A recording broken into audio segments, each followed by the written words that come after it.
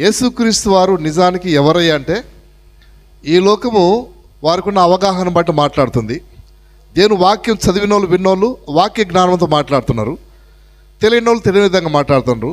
కానీ బైబిల్ ఏం చెప్తుంది అంటే, ఆయన ఆశ్చర్యకరుడు, అందరూ చెప్పండి ఆశ్చర్యకరుడు, ఆలోచనకర్త, నిత్యుడగు తండ్రి, సమాధాన అధిపతి, హల్లెలూయా, వండర్ఫుల్ కౌన్సిలర్, చెప్పండి పర్లేదు, wonderful councillor, mighty God, ever lasting father, prince of piece. అది యేసుక్రీస్తు అంటే, అది ఆయన పొజిషను, ఆయన స్టేటస్, ఆయన దైవత్వం. అయితే అలాంటి దేవుడు భూలోకానికి ఎందుకు వచ్చిండంట? ఏలైనగా మనకు శిశువు పుట్టాను అంటే అర్థమైంది తెలుసా? మన కోసం శిశువుగా జన్మించాడు ఈ లోకంలో.